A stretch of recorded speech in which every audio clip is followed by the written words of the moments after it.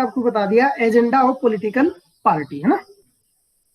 चौथा पॉइंट है rule of majority. अब ये मैंने आपसे क्वेश्चन भी किया था पिछले क्लास में कि रूल ऑफ मेजोरिटी का मतलब क्या है, तो आप सभी लोगों ने बताया था, कुछ लोगों ने बताया था, रजत पंत ने मेरे को बताया था। तो रूल ऑफ मेजोरिटी में हमने डिस्कस किया था कि जिस भी पॉलिटिकल पार्टी की सबसे ज्यादा सीटें होंगी वही सरकार बनाएगा या वही रूल करेगा। इसके लिए मैंने आपको एग्जांपल भी दिया था कि आप सपोज करें किसी स्टेट असेंबली की टोटल सीट है 100, है ना। जस्ट हम इमेजिन कर रहे हैं ना। अब उसमें रूल क्या होता है कि जिसके पास 51 सीट होंगी वही सरकार बनाएगा, यही होता है ना बेटा। मेजोरिटी का मतलब यही बताया था ना मैंने आपको। Yes sir. ओके, तो उसमें ये मानो जिस पार्टी के पास सबसे ज्यादा सीट होंगी, 51% सीट आ गई, वो सरकार बना लेगा। अब कंडीशन क्या हो सकती है कि हो सकता है किसी को भी पूरी सीटें ना मिले, 51 सीट ना मिले, हो सकता है एक पार्टी को 40 मिली, एक को 30 मिली, दूसरी को 30 मिली, तो फिर उनमें क्या होगा, उनमें गठबंधन होगा, कोएलिशन होगा। मैंने कोएलिशन के बारे में आपको समझाया था, तो ये मेजोरिटी से उससे रिलेटेड था। After results sitting chief minister resignation, सबसे पहली जो इसमें घटना होगी या सबसे पहला जो क्रम होगा वो होगा कि जब भी रिजल्ट आएंगे किसी भी असेंबली इलेक्शन के, तो सबसे पहले जो सिटिंग चीफ मिनिस्टर है, मतलब जो उस समय चीफ मिनिस्टर है, जैसे सपोज करो आप उत्तराखंड गवर्नमेंट में अभी श्री त्रिवेंद्र सिंह रावत जी क्या है, चीफ मिनिस्टर है। अब अगले इलेक्शन जब होंगे, इलेक्शन में सपोज करते हैं कि इनकी सरकार को मेजोरिटी ना मिले, तो सबसे पहले इनको रिजाइन करना पड़ेगा। यही मतलब होता है सिटिंग चीफ मिनिस्टर के रेजिग्नेशन का। ओथ आपको अच्छे से पता है, ओथ सेरेमनी होती है। चीफ मिनिस्टर को ओथ कौन दिलवाता है बेटा, बताओ। वैशाली, कोमल, कृति, कोई भी बताओ, बताओ बेटा।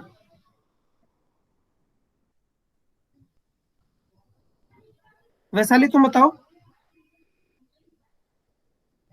वैशाली।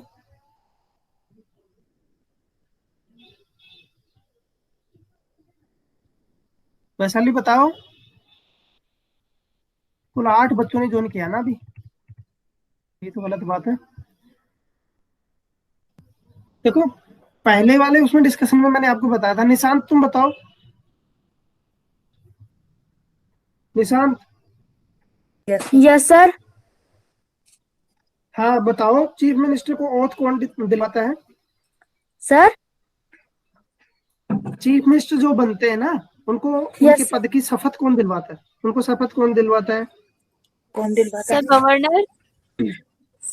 Governor, very good. तो ये मैंने बताया था बेटा आपको, गवर्नर दिलाता है। और गवर्नर बाकी जो कैबिनेट मिनिस्टर होंगे उनको भी शपथ दिलवाएंगे। अब कैबिनेट मिनिस्टर के बारे में भी आपको पता होना चाहिए, मैंने बताया था कि नहीं बताया था कैबिनेट मिनिस्टर के बारे में, बच्चों बताओ। कैबिनेट मिनिस्टर कौन होंगे, कुछ सिलेक्टेड जो लीडर होंगे, जो एमएलए होंगे, उनको कुछ विशेष प्रकार की रेस्पॉन्सिबिलिटी दी जाती है। जैसे हेल्थ मिनिस्टर हो गया, आपके होम मिनिस्टर हो गए, एजुकेशन मिनिस्टर हो गए, अलग अलग जो मिनिस्टर्स होते हैं उन्हीं को बोला जाता है कैबिनेट मिनिस्टर। उनको भी ओथ गवर्नर के द्वारा ही दिलवाई जाएगी। नेक्स्ट पॉइंट है हमारा, नेक्स्ट असेंबली इलेक्शन, यानी जब इनका फिक्स टेन्योर होगा, 5 साल का टेन्योर होता है, आप सभी को पता है, 5 साल के लिए कोई भी सरकार चुनकर आती है। तो जो दोबारा इलेक्शन होंगे वो इलेक्शन कौन करवाएगा, इलेक्शन कमीशन ऑफ इंडिया। ठीक है, इलेक्शन कमीशन ऑफ इंडिया हमारे यहाँ फाइनल अथॉरिटी है, जो स्टेट असेंबली या पार्लियामेंट, प्रेसिडेंट और वाइस प्रेसिडेंट के इलेक्शन करवाते हैं। और अगली बार हो सकता है उसका इलेक्शन हो भी और ना भी हो, ये चीजें मैंने आपको बता दी थी वैसे पिछले वाले उसमें। अब हालांकि हमने ये भी डिस्कस कर रखा है, लेकिन फिर भी चलो रिवीजन हो जाएगा आपका। Do we need election, election की हमें जरूरत क्यों है। कोई बच्चा बताएगा इलेक्शन की जरूरत क्यों है, इलेक्शन की जरूरत क्यों है बेटा, बताओ। सर वोट देने के लिए। हेलो। सर वोट देने के लिए। हाँ वेरी गुड। देखो ये पॉइंट बहुत जो ही कुछ है अच्छी ना ये, हेल्थ और हाँ एजुकेशन ठीक है, प्रोवाइड अभी करें सुनो। हमको, इसलिए हम अच्छा एक रिप्रेजेंटेटिव खड़ा करते हैं। वेरी गुड, वेरी गुड, ठीक है। अब इलेक्शन के और भी कुछ डायमेंशन है, वो देख लो आप। इलेक्शन जो है वो रेगुलर टाइम पीरियड में होंगे डेमोक्रेसी में, मतलब डेमोक्रेसी की हेल्थ के लिए ये बहुत जरूरी है कि वहां रेगुलर बेसिस पे इलेक्शन हो। ये कैसे हम जस्टिफाई कर सकते हैं? देखो, यदि इलेक्शन का फंडा ही बंद कर दें, इलेक्शन हो ही ना, एक बार जिसने सरकार बना ली वही हमेशा रहेगा, तो क्या वहां डेमोक्रेसी हुई? No sir. वहां डेमोक्रेसी नहीं होगी। क्यों? क्योंकि आप एक आदमी को ही यदि लाइफ टाइम के लिए या बहुत लंबे स्पेल के लिए उसको वो बना दे रहे हैं, चीफ बना दे रहे हैं, प्राइम मिनिस्टर बना दे रहे हैं, तो फिर लोगों का पार्टिसिपेशन कहाँ हुआ? डेमोक्रेसी की तो डेफिनेशन ही ये है कि by the people for the people, है ना? तो अब उसमें पीपल्स का रिप्रेजेंटेशन ही नहीं होगा, तो फिर वो डेमोक्रेसी काहे की? इस कंडीशन में क्या होता है, हमारे संविधान में प्रोविजन किया गया कि हर 5 साल के बाद में हमारे यहाँ री इलेक्शन होते हैं। ये एक टेक्निकल पॉइंट। दूसरा ये भी है कि हो सकता है बीच में भी कई बार सरकार गिर जाती है तो इलेक्शन होता है, वो दूसरी चीज हो गई। हम एक जनरल बात पढ़ रहे हैं कि हर 5 साल में इलेक्शन होने हैं। और यदि 5 साल में इलेक्शन नहीं होगा तो लोगों के पास तो पावर ही नहीं होगी, लोगों को कौन पूछेगा? क्यों? क्योंकि जब दोबारा इलेक्शन होते हैं तो जो रिप्रेजेंटेटिव होते हैं या जो बड़े बड़े लीडर होते हैं पॉलिटिकल पार्टीज के, वो लोगों के पास जाते हैं, उनसे वोट मांगते हैं, उनकी डिमांड पूछते हैं। तो इस तरह से डेमोक्रेसी को क्या मिलती है? थोड़ी सी सपोर्ट मिलती है। दूसरा पॉइंट है, but also held in non democratic countries. ऐसा नहीं है कि केवल डेमोक्रेसी में ही इलेक्शन होते हैं। नॉन डेमोक्रेटिक कंट्री या पार्शियली डेमोक्रेटिक कंट्रीज हैं, वहां भी इलेक्शन कंडक्ट किए जाते हैं। जैसे चाइना में इलेक्शन होते हैं, फुल डेमोक्रेसी वहां नहीं है, लिमिटेड डेमोक्रेसी है। इसके अलावा और भी कई ऐसे एग्जाम्पल हैं। आपके अफ्रीका कॉन्टिनेंट में बहुत सारे कंट्री हैं जिनमें इलेक्शन होते हैं। अभी हम थोड़ी देर बाद में उन सभी कंट्रीज को मैप पर देखेंगे। अगला है not possible in large community. यदि इलेक्शन नहीं होगा तो लार्ज कम्युनिटी गवर्न नहीं कर सकती। ये मैंने आपको समझाया था ना बेटा, आपको फिर से बता दे रहा हूं। आप सपोज करें कि हमारी पूरी एक सोसाइटी है, सोसाइटी में हो क्या जा रहा है?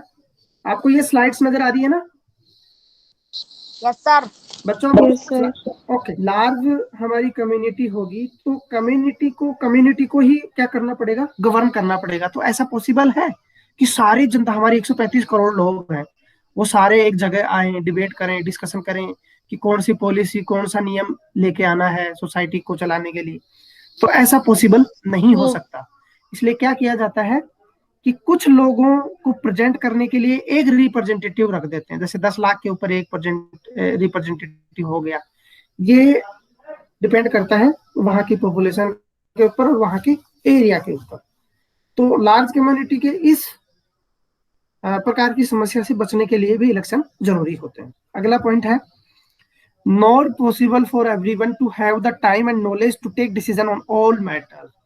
यदि हम ये माने कि कोई छोटा कंट्री है, उसमें कम पॉपुलेशन है, लेकिन इसका मतलब ये नहीं हुआ कि जो पॉपुलेशन होगी उसके पास इतना नॉलेज होगा, इतना स्किल होगा कि वो सोसाइटी के वेलफेयर के लिए या सोसाइटी को चलाने के लिए डिसीजंस ले सके। ऐसा पॉसिबल कतई नहीं है, इसलिए भी इलेक्शन किए जाते हैं। अगला है, people run through their representatives. ये बात तो मैं बार बार आपको बता रहा हूं कि पीपल जो होते हैं वो कुछ एरिया का एक रिप्रेजेंटेटिव होता है। जैसे स्टेट असेंबली में बात हम करें तो कुछ गांवों को या कुछ ब्लॉक्स को मिलाकर एक रिप्रेजेंटेटिव होता है, उसको हम एमएलए बोलते हैं। वहीं हम बात करें एमपी की तो वो एक बहुत बड़े एरिया को रिप्रेजेंट करता है। तो ये रिप्रेजेंटेटिव डेमोक्रेसी होती है। तो ये आपको समझ में आ गया होगा। चलते हैं आगे। Representatives are selected on the basis of age and experience or on the basis of education and knowledge. Representative जो है ना, उनको सेलेक्ट करने के दो तरीके होते हैं, दो आधार होते हैं। एक तो वोटिंग करते समय पॉपुलेशन या पब्लिक या पीपल ये देखते हैं कि उनकी एज क्या है, उनका एक्सपीरियंस कितना है। बाद में यदि हम इनको इलेक्ट कर देंगे तो ये सोसाइटी के वेलफेयर के लिए कुछ चीजें कर पाएंगे या नहीं कर पाएंगे। तो इसमें जो बेसिस होता है ना उनको वोट देने का, उसमें एक होता है एज और एक्सपीरियंस, दूसरा होता है एजुकेशन और नॉलेज। हम कई बार क्या करते हैं, ये भी देखते हैं कि जिस कैंडिडेट को हम वोट दे रहे हैं वो कितना एजुकेटेड है, उसके पास कितना नॉलेज है, या किस तरह से उसके विचार हैं, और किस तरह से सोसाइटी का अपलिफ्टमेंट या डेवलपमेंट के लिए वो काम करे। तो ये सारी चीजें भी हम इसमें देखते हैं। बेटा सभी को आवाज आ रही है मेरी? ये जितने बच्चे हैं सबको मेरी आवाज? Okay, yes sir. चलो आगे देखो, ये स्लाइड्स अभी बच रही है। यहाँ difficulty in decision on who is more experienced और नॉलेज। मैंने आपको ये बात तो बता दी कि भैया रिप्रेजेंटेटिव जो होंगे उनको सिलेक्ट करने के आधार होते हैं एज और एक्सपीरियंस, और दूसरा आधार होता है एजुकेशन और नॉलेज।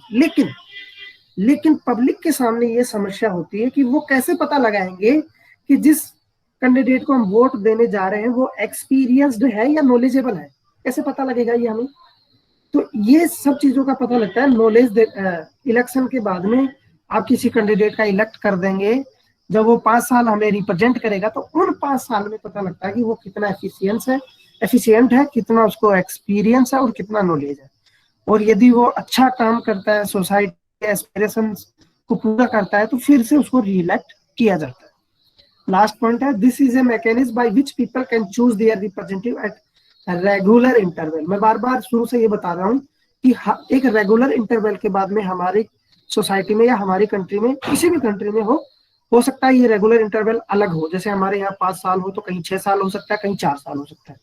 उसके बाद में क्या होगा, इलेक्शन होगा। ये जो रेगुलर इंटरवल है ना, ये ना तो बहुत कम होना चाहिए ना ही बहुत ज्यादा होना चाहिए। जैसे किसी कंट्री में रेगुलर इंटरवल डिसाइड कर दिया 1 साल बाद में, तो 1 साल में तो जो कैंडिडेट चुनकर आएंगे उनको समझ में भी नहीं आएगा कि क्या करना है, तो फिर वो पॉलिसी को इम्प्लीमेंट कैसे करेंगे? तो इस तरह से डेवलपमेंट सोसाइटी का नहीं हो पाएगा। तो चलो ये पॉइंट समझने के बाद में हम चलते हैं many choice for the voters. Election के कारण ही लोगों के पास दुनिया भर की चॉइसेस होती हैं। जैसे दे can choose who will make law for them. जाहिर सी बात है कि इलेक्शन के समय हमारे पास एक बैलेट पेपर होता है या कैंडिडेट्स की एक पूरी लिस्ट होती है। उस लिस्ट में से हम एक ही आदमी को वोट कर सकते हैं, और जो आदमी सबसे ज्यादा वोट पाएगा वो हमें लीड करेगा या हमें रिप्रेजेंट करेगा। तो लोगों के पास क्या होती हैं, चॉइसेस होती हैं लोगों को चुनने के लिए। They can choose who will form the government and take major decision. जाहिर सी बात है कि जो आदमी जीत कर आएगा, जो कैंडिडेट जीतेगा वही गवर्नमेंट बनाएगा, और गवर्नमेंट ही सोसाइटी के लिए मेजर डिसीजन जो होते हैं, मेजर लॉ फ्रेम जो होते हैं, वो कौन करता है? गवर्नमेंट करती है। और गवर्नमेंट को कौन चुनता है? पीपल्स। थर्ड पॉइंट है, they can choose the party whose policy will guide the government and law making. Mahatma Gandhi, इसमें 6 to 8 में कितने बच्चे थे सर? कितने बच्चे ने पार्टिसिपेट किया? देखना पड़ेगा ना मोबाइल पे। 1 मिनट बच्चों, है ना? ये ना एक बार आप देख लेना। मैं कुछ समय बाद देख लूं।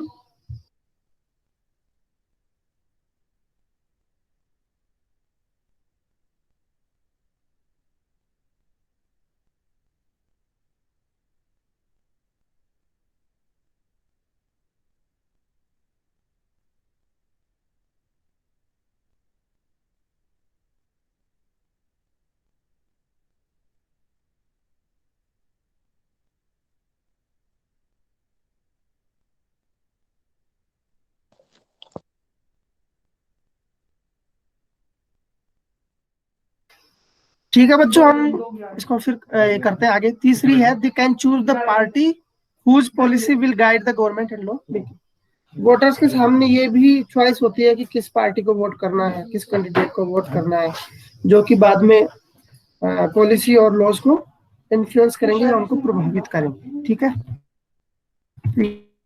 ये जनरल ये स्लाइड्स है। Vote makes an election democratic. हम बार बार ये पढ़ रहे हैं कि इलेक्शन होने चाहिए, इलेक्शन जरूरी है, डेमोक्रेसी के लिए जरूरी है। लेकिन ऐसे कौन कौन सी चीजें हैं जो इलेक्शंस को डेमोक्रेटिक वे में आइडेंटिफाई करते हैं या इलेक्शन को डेमोक्रेटिक बनाती हैं? क्योंकि जरूरी हुआ इलेक्शन डेमोक्रेटिक हो। तो इसमें सबसे पहला पॉइंट है, everyone should be able to choose one vote and every vote should have equal value. हमने पहले भी डिस्कस किया है इसको कि हर सिटीजन्स को जिसकी एज 18 ईयर है उसको एक वोट देने का अधिकार है, तथा उसके वोट की वैल्यू भी एक ही होगी। सभी बच्चों को आवाज आ रही है? Yes sir. Yes sir. Okay, yes sir. चलो ठीक है। तो इसको हम समझ सकते हैं यूनिवर्सल एडल्ट फ्रेंचाइज। कितने बच्चों को यूनिवर्सल एडल्ट फ्रेंचाइज आइडिया मालूम है? कोई भी बच्चा बताए। बताओ बेटा। सोनी, कोमल, वैशाली, कृति, कल्पना, आयुषी, निशांत, विजय, मोगली, जो भी बताना चाहे बताए।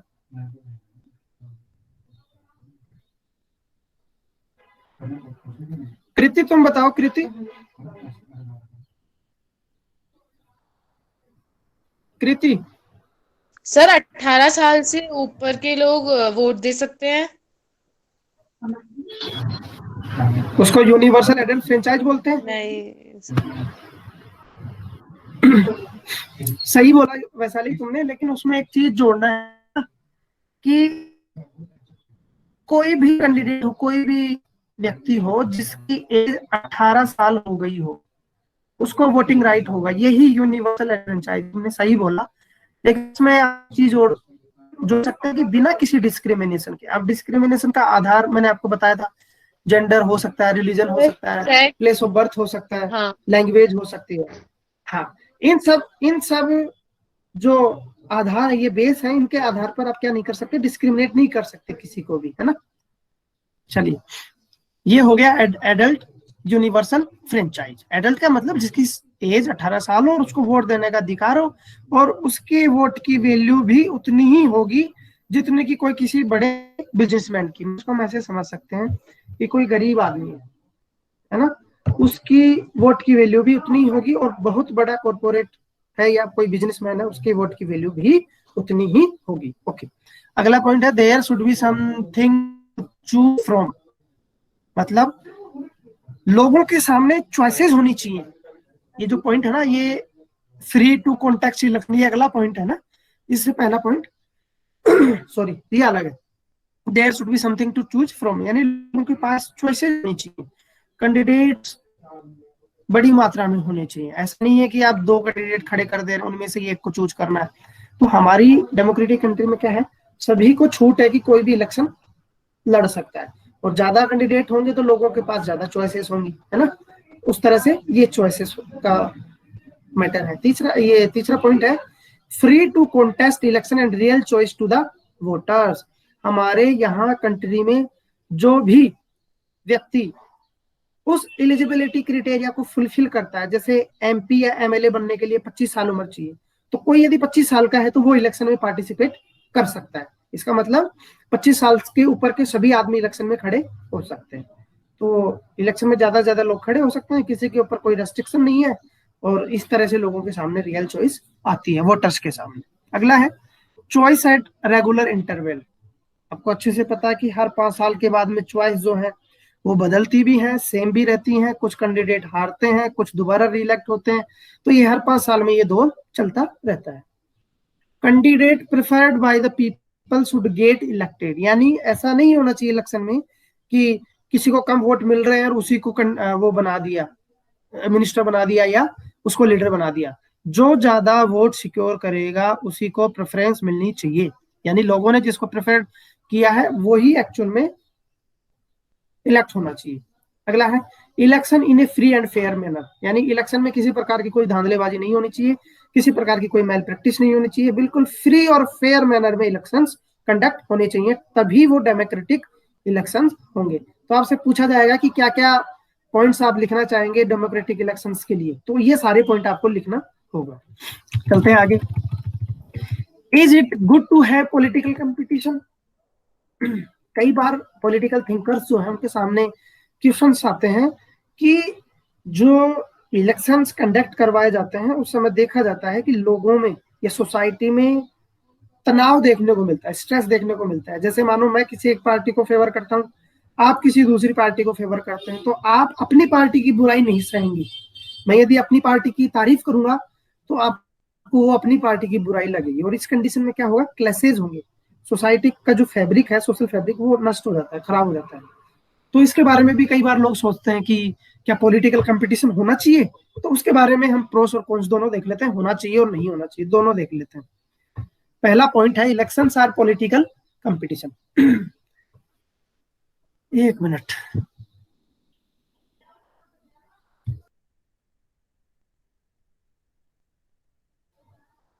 हाँ सॉरी बेटा। पहला पॉइंट है इलेक्शंस आर पॉलिटिकल कंपटीशन। देखो इलेक्शन है ही पॉलिटिकल कंपटीशन, तो कंपटीशन वहां होना ही होना चाहिए। दूसरा है most obvious form of competition among political party. यदि कंपटीशन ही नहीं होगा तो कोई मेहनत ही नहीं करेगा, लोगों की वैल्यू नहीं होगी, फिर तो यहाँ एक तरह से मोनार्की हो जाएगी, है ना। जो लोग पहले से पावर में है वही पावर में रहेंगे, नया लीडर कोई आएगा नहीं, लोगों को कोई पूछेगा नहीं, तो फिर इलेक्शन की कोई वैल्यू नहीं रहेगी। At constituency level competition among several candidates. आप अच्छे से देखते हैं कि अलग अलग कॉन्स्टिट्यूएंसी होती हैं। कॉन्स्टिट्यूएंसी को कोई बताएगा क्या होता है? कोई भी बच्चा बताया मुझे कॉन्स्टिट्यूएंसी क्या होती है? सर संविधान। नहीं कॉन्स्टिट्यूएंसी पूछ रहा हूं मैं। जी मैम नमस्कार। मैडम मैं क्लास ले रहा था, मैं थोड़ी देर में कॉल करूँ? जी जी ओके ओके। हाँ बताओ बेटा।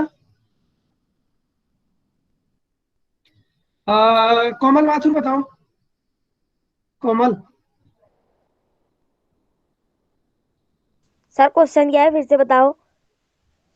कॉन्स्टिट्यूएंसी क्या होती है? देखो ये मैं प्रेजेंट कर दे रहा हूँ, ये देखो थर्ड जो पॉइंट है इसमें है कॉन्स्टिट्यूएंसी लेवल। ये तो कॉन्स्टिट्यूएंसी से क्या समझते हैं आप? कोई भी बच्चा बता दे मुझे।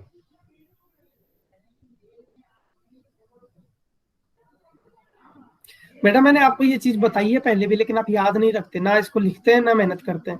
सबसे पहले क्या करेंगे, आज आप जितनी भी स्लाइड्स है ना जो मैं पढ़ा रहा हूँ आपको, ये मैंने गूगल क्लासरूम में डाल दी है, वहां से आप इनको नोट करेंगे ना, लिखेंगे, एक एक वर्ड को समझेंगे। यदि कहीं भी डाउट होगा तो आप मेरे से बात करेंगे, पूछेंगे मेरे को, है ना। ठीक है, चलो मैं बता दे रहा हूँ। कॉन्स्टिट्यूएंसी लेवल, कॉन्स्टिट्यूएंसी क्या होती है कि देखो निर्वाचन क्षेत्र बोलते हैं इसको, हिंदी में बोलते हैं निर्वाचन क्षेत्र। यानी जैसे हमारे यहाँ से किसी एमपी का इलेक्शन करना है तो उसका एक निश्चित एरिया होगा, उसी को बोलेंगे कॉन्स्टिट्यूएंसी। एमएलए के लिए अलग कॉन्स्टिट्यूएंसी होगी, है ना। तो यदि ये लेवल नहीं होगा तो फिर कैंडिडेट्स में कंपटीशन नहीं होगा। तो पॉलिटिकल कंपटीशन बहुत ही जरूरी है। ये मैं फेवर की बातें कर रहा हूँ पॉलिटिकल कंपटीशन की। शुरू में जो मैंने फैक्ट आपको बताए वो क्या थे, इसके फेवर की चीजें नहीं थी।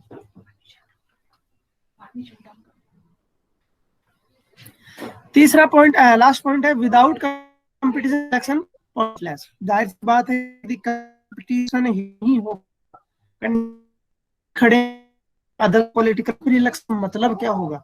तो इस कंडीशन क्या होंगे, कंपटीशन जो आपके इलेक्शन है वो हो जाएंगे। ये मैं आपको वाली चीज, ये सारे कोई पूछ रहा कि डिमेरिट बताओ आप इलेक्ट्रोल कंपटीशन है बेटा, अभी भी कट रही है सर? No sir. चलो अभी देखता हूं मैं। ओके, अब डीमेरिट्स देखें। डीमेरिट्स क्या क्या है इलेक्ट्रोल कंपटीशन की? Demerit, create a sense of disunity and factionalism in every locality. ये मैंने आपको बताया कि जब जब इलेक्शन होते हैं तो हमारी सोसाइटी कई टुकड़ों में बढ़ जाती है।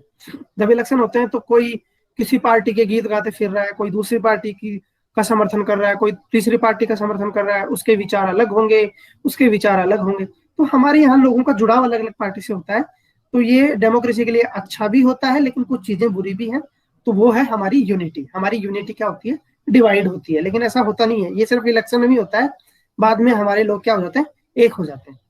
पार्टी पॉलिटिक्स इन लोकेलिटी, वही बात है, वही पॉइंट है, थोड़ा सा बस इसका शब्दों का हेरफेर हो गया कि पॉलिटिकल पार्टी से लोगों का जुड़ाव होता है। जैसे मानो मैं ए पार्टी को फेवर करता हूं तो मैं अपनी पार्टी की बुराई सहन नहीं करूंगा और दूसरे की पार्टी की बुराई करता रहूंगा। ये टेंडेंसी होती है लोगों में।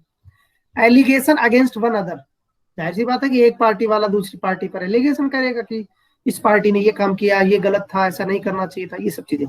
Usage of dirty trick to win election. और डीमेरिट क्या है इलेक्ट्रॉन कंपटीशन की?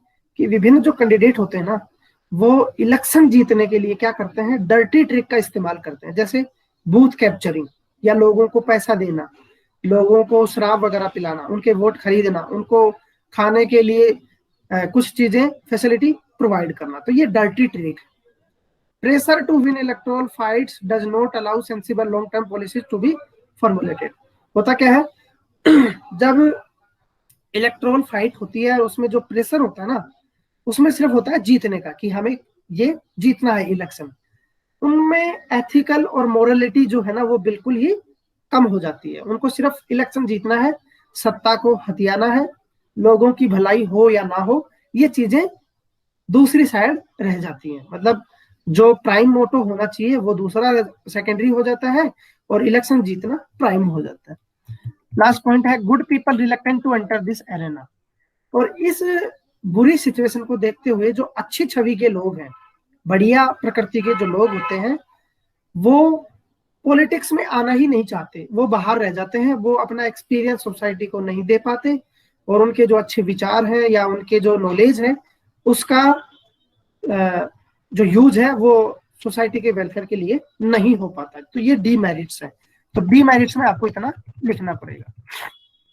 अभी तक हमने दो चीजें डिस्कस की कि मेरिट्स भी हैं, डीमेरिट्स भी हैं। अब मेरिट्स भी हैं, डीमेरिट्स भी हैं, फिर भी हमने इलेक्टोरल पॉलिटिक्स ही क्यों अडेप्ट किया, क्या कारण रहा लोगों का कि हमारे संविधान निर्माताओं ने इलेक्टोरल पॉलिटिक्स को ही अडेप्ट किया। तो सबसे पहला उसका कारण रहा awareness of our constitution makers, यानी हमारे जो संविधान निर्माता थे, हमारे कॉन्स्टिट्यूशन मेकर जो थे, वो अवेयर थे इस बात से। क्यों? क्योंकि उन्होंने वेरियस कंट्री का दौरा किया, वहां उन्होंने देखा कि जहां इलेक्टोरल पॉलिटिक्स नहीं है वहां क्या स्थिति है, जहां इलेक्टोरल पॉलिटिक्स है वहां क्या स्थिति है। इस स्थिति में उन्होंने देखा कि जहां इलेक्टोरल पॉलिटिक्स है वहां कंडीशंस अच्छी हैं, और जहां नहीं है वहां कंडीशन बुरी है, इसलिए उन्होंने ये चीजें अपनाई। दूसरा है opted free competition in election. हमारे संविधान में फ्री कंपटीशन अपनाया गया इलेक्शन में, यानी इलेक्शन कोई भी लड़ सकता है जो एलिजिबल है ना। यहाँ किसी के ऊपर कोई रेस्ट्रिक्शंस नहीं है कि इस जेंडर का या महिला या पुरुष है तो नहीं लड़ पाएगा, इस धर्म का है तो नहीं लड़ पाएगा। ऐसी कोई सिचुएशन हमारे यहाँ नहीं मैटर करती।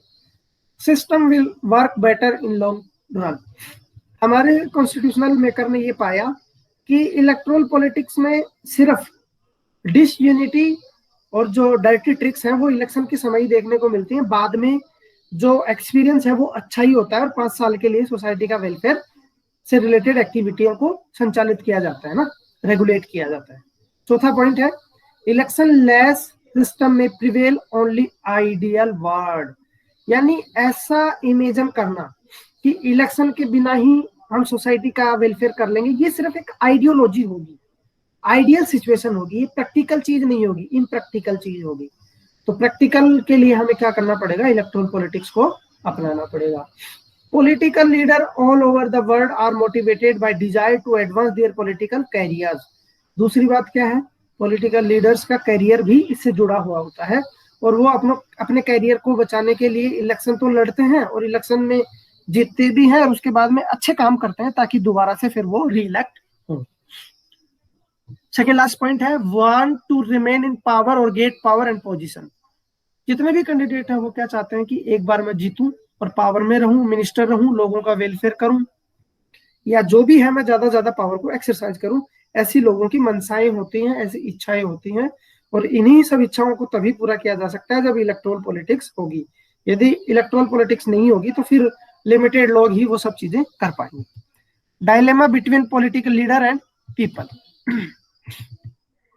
यानी इलेक्टोरल पॉलिटिक्स को अपनाने का एक सबसे बड़ा कारण ये भी था कि लोगों और लीडर्स के बीच में उलझन होती है लोगों के बीच में और उन सब के बीच में। तो जब इलेक्शन का दौर आता है तो ये एक दूसरे से मिलते हैं, तो इनके बीच की जो स्थिति होती है ना डायलेमा वाली, वो क्लियर हो जाती है। तो इसको दूर करने के लिए भी इलेक्टोरल पॉलिटिक्स अपनाई जाती है। मतलब ये आप इसको ऐसे भी समझ सकते हैं कि इलेक्शन के समय कोई कैंडिडेट खड़ा है तो वोट मांगने के लिए वो लोगों के पास जाता है, इससे लोगों की बात उनको पता लगती है और उनकी बात लोगों को पता लगती है। तो जो कई सालों के बीच में जो डायलेमा पैदा होता है उसको क्लियर किया जाता है। तो बेटा आज की क्लास में ये लास्ट स्लाइड होगी हमारी, प्रोविजन फॉर इम्प्रूवमेंट। अभी हमने डर्टी ट्रिक की बात की है ना, एथिक्स की बात की, मोरालिटी की बात की, तो उनको इम्प्रूव करने के लिए क्या क्या किया जा सकता है कि हमारा जो सिस्टम है ना इलेक्ट्रोल पॉलिटिक्स, वो और भी अच्छा परफॉर्म करे। तो सबसे पहले इसमें करना पड़ेगा try and improve the knowledge and character of political leaders. जो पॉलिटिकल लीडर्स है ना उनको मोटिवेट करना पड़ेगा, उनको अपना नॉलेज बढ़ाना पड़ेगा, स्किल्ड होना पड़ेगा, साथ में वो अपने चरित्र, अपने कैरेक्टर, उनके कैरेक्टर में सिर्फ और सिर्फ क्या होना चाहिए, सोसाइटी का वेलफेयर।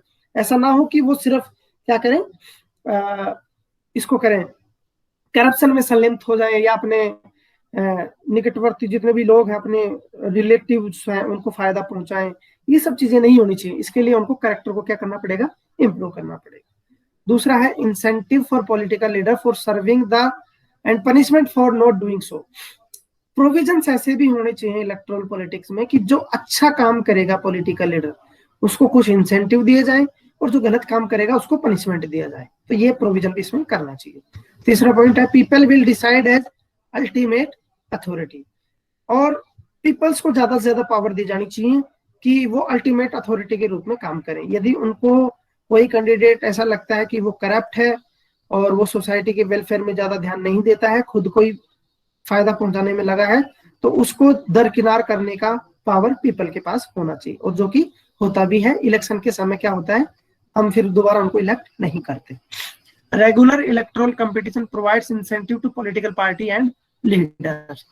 और जो रेगुलर इलेक्ट्रल पॉलिटिकल कंपटीशन है इसमें पॉलिटिकल पार्टी और लीडर्स को भी इंसेंटिव मिलते हैं। हालांकि ये पॉइंट थोड़ा अजीब सा ही है, कोई बात नहीं, ये मैंने वैसे डाल दिया होगा, लेकिन फिर भी आप इसको लिख सकते हैं। तो बेटा आज की क्लास में ये सारी स्लाइड्स मैंने जो डिस्कस की, ये आपको समझ में आई या नहीं आई, ये बताएं मुझे।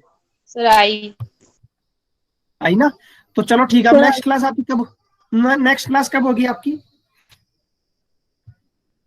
नेक्स्ट क्लास बेटा, नेक्स्ट क्लास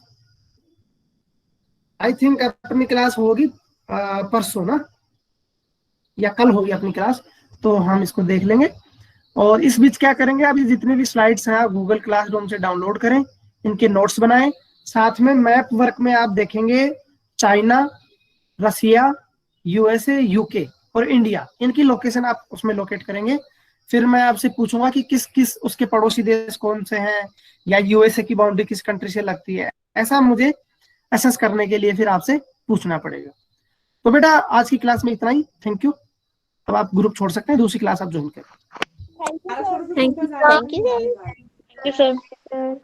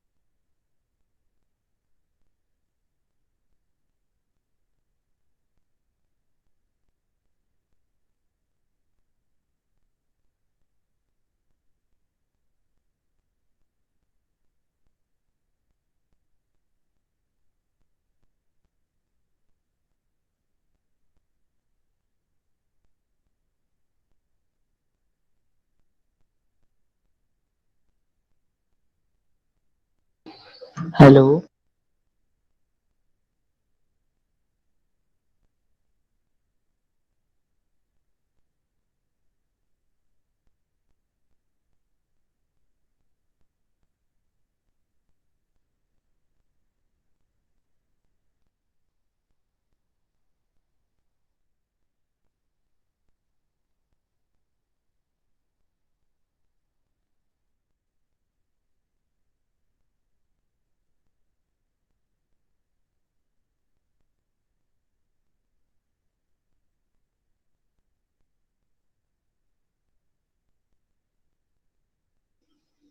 सर भी हैं क्या इसमें?